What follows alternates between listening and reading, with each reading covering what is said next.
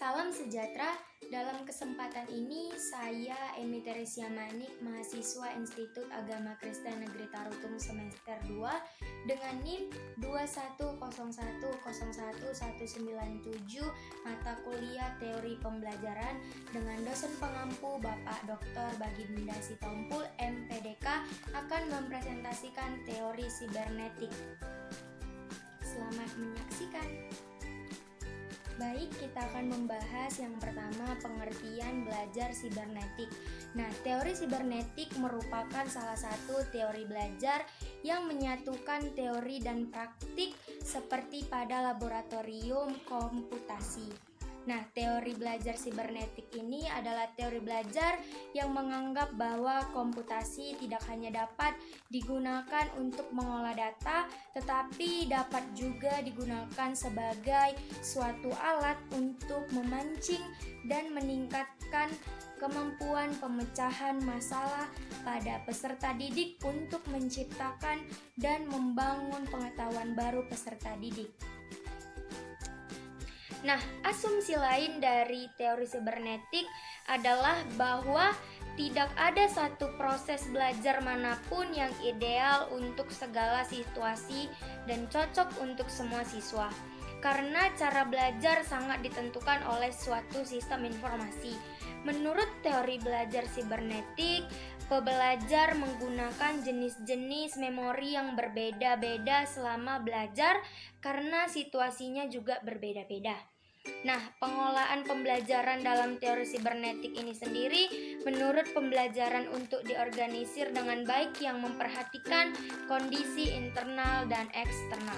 Nah, yang pertama kondisi internal siswa yang mempengaruhi proses belajar melalui proses pengolahan informasi dan yang sangat penting untuk diperhatikan oleh guru dalam mengelola pembelajaran yang kemampuan awal peserta didik memotivasi, perhatian, persepsi, ingatan, lupa, retensi, dan transfer. Nah, sedangkan kondisi eksternal yang sangat berpengaruh terhadap proses belajar dengan proses pengolahan informasi antara lain kondisi belajar, tujuan belajar, pemberian umpan balik. Nah, di bagian ini kita akan membahas tentang proses berpikir teori sibernetik. Nah, teori sibernetik digagas oleh beberapa tokoh. Di antaranya adalah Lev and Landa, Parks, dan Scott. Lev and Landa merupakan salah seorang ahli psikolog yang beraliran sibernetik. Menurut Landa, ada dua macam proses berpikir, yaitu proses berpikir algoritmik dan proses berpikir heuristik. Yang pertama, proses berpikir algoritmik, yaitu proses berpikir sistematis, tahap demi tahap, linear, konvergen, lurus, menuju ke satu target tujuan tertentu. Nah, yang kedua, proses berpikir heuristik, yaitu cara berpikir divergen menuju ke beberapa target tujuan sekaligus, memahami suatu konsep yang mengandung arti ganda dan penafsiran biasanya menuntut seseorang untuk menggunakan cara berpikir heuristik. Nah, kita akan membahas di slide ini pemrosesan informasi dalam teori belajar sibernetik. Teori belajar sibernetik telah dikembangkan oleh beberapa tokoh dalam pembelajaran, di antaranya adalah pendekatan-pendekatan yang berorientasi pada pemrosesan informasi yang dikembangkan oleh Jenne dan Berlin, Bierler, Snowman, Beine, dan Tennyson. Teori pemrosesan informasi pada umumnya berpijak pada tiga asumsi sebagai berikut.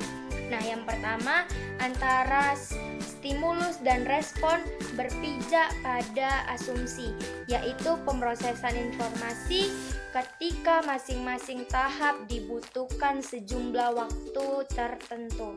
Nah, yang kedua, stimulus yang diproses melalui tahap-tahapan tadi akan mengalami perubahan bentuk ataupun isinya. Nah, yang ketiga, salah satu tahapan mempunyai kapasitas yang terbatas. Nah, pada bagian slide ini kita akan membahas kelebihan pembelajaran sibernetik. Nah, kelebihan pembelajaran sibernetik menurut Usama dan Pantiwati, kelebihan pembelajaran yang berpijak pada teori belajar sibernetik adalah sebagaimana cara berpikir yang berorientasi pada proses yang lebih menonjol.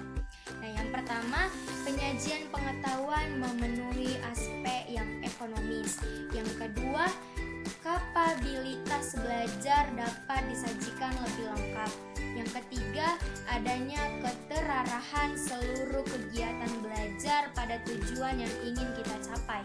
Yang keempat, adanya transfer belajar pada lingkungan kehidupan yang sesungguhnya. Yang kelima, kontrol belajar memungkinkan belajar sesuai dengan irama masing-masing individu.